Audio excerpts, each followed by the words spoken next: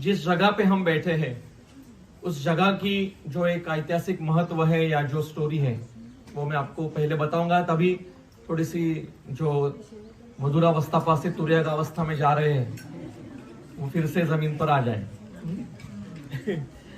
तो ये जो जगह है, ये मैंने जैसे कहा था कि मतलब जब हम तक्षक गुफा में गए थे कि ये महाभारत कालीन जगह है। अब महाभारत को कितना समय हो गया है, तो कम से कम 6500 साल हो गए हैं।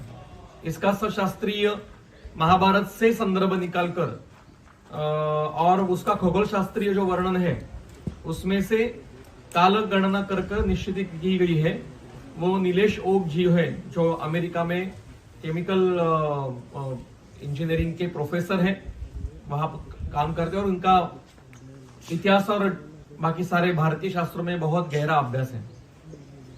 तो उन्होंने वो उनकी वीडियो है यूट्यूब पे, आप जरूर देख लीजिए, रामायण और महाभारत पर। तो आप सभी को पता है कि सुश्रुत, हमारे जो सुश्रुत महर्षि थे, इनके गुरु जो काशीराज दिवोदास इनको कहा जाता था, जिनका नाम हमारे सुश्रुत संहिता पे है, तो धन्वंतरी देवता के तृतीय अवतार थे। पहला धन्वंतरी जो साक्षात समुद्र मंथन से उत्पन्न हुए देवता स्वरूप शक्ति रूप थे, और उनसे आगे काशी में धन्व राजा के स्वरूप में उनका द्वितीय जन्म हुआ। और इस धन्व राजा के पोते जो काशीराज दिवोदास थे, दिवोदास उनका नाम, काशीराज ये उनकी पदवी थी, काशी के राजा इसलिए काशीराज, और दिवोदास ऐसा उनका नाम था। तो ये तृतीय धन्वंतरी थे। इन्होंने काशी पर कम से कम उस समय 1000 वर्ष तक राज्य किया और बहुत खुशहाल राज्य था, सारा नीति शास्त्र से करते थे। उनका किला जो है वो 2 जगह पे आज है, एक गंगापुर काशी के नजदीक है और एक रामनगर जो काशी के एकदम सामने है, जो जाते हैं लोग वहां पे किला है उनका, वहां मंदिर भी है। और वो राजवंश अभी भी चल रहा है। और काशी में जो अब तो कॉरिडोर बदल चुका है, पर जब इससे पहले जो काशी जा चुके हैं, तो गोदोलिया से लेकर काशी विश्वनाथ मंदिर जाने की जो एक गली है, उस गली में एक गणेश जी का मंदिर आता है।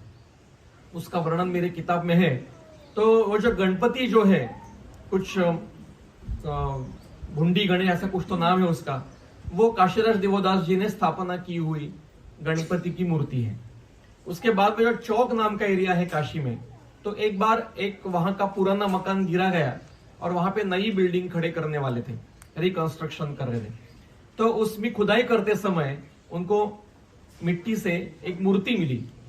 अब जो मूर्ति थी वो पता चल रहा था कि विष्णु की है, पर या विष्णु जैसी है, पर किसकी है वो याद, थोड़ा सा उसके ऊपर कीचड़ और सब ये शेंदूर वगैरह सब लग गया था, तो पता नहीं किसकी मूर्ति है, ऐसा सब ये हो गया। मूर्ति तो मिली थी। तो जिसका घर था, जिन्होंने वो खरीदा था, उसके सपने में दिवोदास जी आए और उन्होंने कहा कि ये मैं काशीराज दिवोदास हूं, मैं नरेश राजा था, साक्षात धन्वंतरी हूं और ये मेरी मूर्ति है, आप आपके घर में इसकी स्थापना कर दीजिए और वर्ष में केवल धनत्रयोदशी को आप उसका दर्शन सबके लिए खुला कर दीजिए। तो केवल धनत्रयोदशी को वो मंदिर खुलता है। मैं जाके देख के आया हूँ उनके घर में। वो चौक नाम का एकदम सेंट्रल एरिया है काशी का, वहां पे चौखंबा का भी दुकान है, मूल दुकान। अब चौखंबा के 8 भाग हो गए, जो मूल है वो चौक में है। तो वहां पे मंदिर है और धन्वंतरी का मंदिर है, वहां पे केवल धनत्रयोदशी को वो मंदिर खुलता है। उसके बाद में काशी से आगे जाने के बाद, मतलब गंगा का प्रवाह जैसे आगे जाता है, उस प्रवाह से आगे जाते समय कैथी नाम का गांव आता है, बहुत नजदीक है, 20 किलोमीटर पर है। तो कैथी में मार्कंडेय ऋषि जी का तपस्थली है। आपको पता है कि मार्कंडेय ऋषि जो थे, उनका जो मूल घर है वो हमारे नासिक में सप्तशृंगी देवी के सामने है, तो वहां पे तपस्थली भी है उनकी। तो उनके पिताजी को अपत्य नहीं हो रहा था, जो ऋषि थे, तो उन्होंने तपस्या की। तो उनको ऐसा वरदान मिला कि आपको एक ऑप्शन है कि आपको एक तो बुद्धिमान अपत्य होगा तो वो अल्पायु होगा, और दीर्घायु चाहिए तो वो मूर्ख होगा, तो आप चयन कीजिए। तो उन्होंने कहा कि मुझे अल्पायु होगा तो वो चलेगा, पर बुद्धिमान अपत्य चाहिए। तो उनको जो लड़का हुआ वो मार्कंडेय ऋषि है। और फिर मार्कंडेय ऋषि को जब पता चला कि हमारी इतनी ही आयु है, पिताजी ने बताया था, तो उन्होंने तपस्या की और तपस्या काशी के पास कैथी में जाके की, शंकर जी की उपासना की, और फिर उनके उपासना से वो दीर्घायु हो गए। वो अभी अमर है, जो सप्त ऋषि है उसमें मार्कंडेय है, और अमर मतलब प्रलय तक रहते हैं। वो जो जगह है वहां पे काशीराज देवोदास जी का महाविद्यालय था, गुरुकुल था, वहां शव विच्छेदन करते थे, उसके रेफरेंस है। उसके बाद में काशी में धन्वंतरी कूप है, वो कुएं का कुआं है, उसको धन्वंतरी कुआं कहते हैं, और उसका पानी नहाने के लिए त्वचा विकार के रोग या जिनको मानस रोग है वो नहाते हैं। जैसे चरक में सिद्धार्थक स्नान बताया है ना कुष्ठ में, वैसे ही ये एक स्नान का एक उपाय है, और वो पानी पीते भी है। अब वो बंद कर दिया गया है, बंद मतलब उसको कई लोग कूड़ा कचरा का, हमारे लोग पता है मावा खा के वही थूक देंगे, ऐसा करेंगे वैसा करेंगे, प्लास्टिक का कचरा करेंगे, सब गंदगी करने लगे, तो वो सील कर दिया गया है। मतलब जो अत्यंत आवश्यक रुग्ण है उसको ही वहां पे जाके वो पानी मिलता है। पर हम जाके देख के आए हैं। उसके बाद में जब हम काशी के नॉर्थ में जाएंगे, काशी का वाराणसी नाम है ना, तो वरणा और असी ऐसे दो नदियों के बीच में जो नगरी है उसको वाराणसी कहते हैं। तो नॉर्थ में वरणा है और नीचे असी है। तो वरणा नदी जहां पे गंगा को मिलती है, वही नजदीक में भी दिवोदास जी का एक चिकित्सा केंद्र था। इसके उत्खनन में संदर्भ मिले हैं। अभी जो हमारी यूपी सरकार और मोदी सरकार जो है वो बहुत इसके ऊपर काम अच्छा कर रही है। तो ये उनकी काशी का पूरा एक इतिहास आपको बताया। और भी संदर्भ है, जब उन्होंने एक राज्य पूरा किया, वानप्रस्थाश्रम पूरा हुआ, अब उनको लगा कि नहीं हमारा अब कार्य खत्म हुआ है, अब देह त्याग करना चाहिए। तो उन्होंने सोचा कि जहां पे हमारी उत्पत्ति हुई मूल समुद्र मंथन से, वहीं पे जाके हम देह त्याग कर देंगे। तो समुद्र मंथन ये सोमनाथ मंदिर के पास के समुद्र में हुआ है, जो मूल हुआ है वो। तो वहां से धन्वंतरी जी का मूल देवता की उत्पत्ति हुई थी। तो वो चल के आ रहे थे वहां से। अब ये जो एरिया है ये नागवंशीय लोगों का था। उसका जो राजा था उसका नाम था तक्षक, और वो राजा है वहां के काशीराज देवोदास। तो इसने कहा कि आपको मुझसे युद्ध करना पड़ेगा और मुझको हरा कर आप इस मार्ग से जा पाओगे। उन्होंने कहा देखो मैं सन्यासी हूं अभी, और मैं देह त्याग करने के लिए सोमनाथ जा रहा हूं, आधे घंटे का भी रास्ता नहीं बचा है, अब मुझे जाने दीजिए। उन्होंने कहा नहीं, तो आपको युद्ध करना पड़ेगा। तो जो युद्ध किया, तो हमारे देवोदास जी को जो विद्या थी, अनेक सिद्धि थी, उनके पास विद्याएं भी थी कि उनकी केवल दृष्टि से विष उतर जाता था। किसी को भी विष बाधा हुई है, सर्पदंश हुआ है, कोई भी विष, उनकी केवल दृष्टि पड़ी तो वो विष नष्ट हो जाता था। ये बात तक्षक को पता थी, तो उसने उनको पीठ पे यहाँ पे गर्दन के पीछे दंश कर दिया। अब उनको पता चला कि यहाँ पे दंश करने से हमारी दृष्टि जाएगी नहीं और बाकी किसी शिष्यों के ये सिद्धि नहीं है, तो उनको पता चला कि अभी यहीं पे हमारा देहांत होने वाला है। तो उन्होंने यहीं पे योगाग्नि से, मतलब मृत्यु पहले आने से पहले ही, क्योंकि जिनमें सिद्धि होती है वो विष पचा भी सकते हैं, लेकिन उनको वैसे ही देह त्याग करना था, तो निमित्त मिल गया। तो उन्होंने योगाग्नि से यहाँ पे, ये जो जगह है यहाँ पे उन्होंने देह त्याग, ये सारा शमशान है अभी, हम जिस एरिया में है ये शमशान है अभी, तो देह त्याग कर दिया।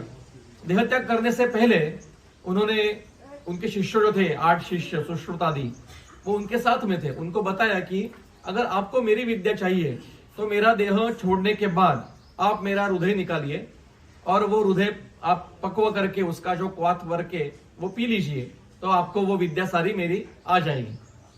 तो उनका देह त्याग करने के बाद में वो हृदय निकालकर यहाँ पे उनका देह का अंतिम संस्कार कर दिया गया। और नदी के पास में वो जंगल था पूरा, नदी के पास में वो एक कढ़ाई में रखकर वो उबाल रहे थे। तो एक शिष्य अंधा था उसमें से, क्योंकि 8 प्रमुख और उपशिष्य अनेक थे, तो जिसने वो पिया उसकी दृष्टि आ गई। और अब बाकी के लोग पीने वाले थे या करने वाले थे, तो उसकी विधि रहती, उसमें से क्या हुआ कि वो जो कढ़ाई थी वो या जो बर्तन था वो नदी से बह के चला गया आगे, बाढ़ आ गई या कुछ क्या हो पता नहीं, पर वो आगे चला गया। आगे जाने के बाद में जो अंदर का जो उनका जो हृदय था वो मछलियों ने खा लिया, और ये जो मछलियां हैं ये जिन्होंने खाई उनको वो विद्या आ गई।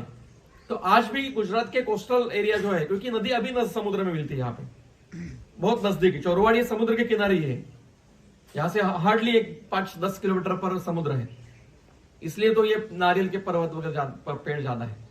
तो जिन्होंने ये आज भी जो कोस्टल में जो लोग कोलीज समाज होता है ना, मछली का व्यापार, उनमें ये गुड़ विद्या, काली विद्या या विषण हरण ऐसी जो विद्या सिद्धियां है वो अभी भी यहाँ पे लोगों में है। तो ये यहाँ की स्टोरी है। अब ये जो धुनी यहाँ पे है, ये आपके पीछे, यहाँ पे हम जब आते थे यहाँ एक घर था यहाँ। अभी इन्होंने क्यों, ये क्या है कि सबको आज विकास करना है, विकास के नाम पे बिल्डिंग बनानी है, विकास के नाम पे रोड बनाने हैं, सब करना है, तो उसमें पुराना तहस नहस करके कुछ भी बना देते हैं। मुझे ये बिल्कुल पसंद नहीं आया। यहाँ पे घर था और इतना पवित्र था, वो पवित्र अभी 25% तो कम हो गए हैं। तो ये जो धुनी है ये इतनी पवित्र है कि यहाँ से 5000 साल पहले से वो धुनी चल रही है। रोज ये अंदर बहुत गहरी है ये, और वो चलती रहती है। तो ऐसे दो धुनी है, एक यहाँ है एक वहां है।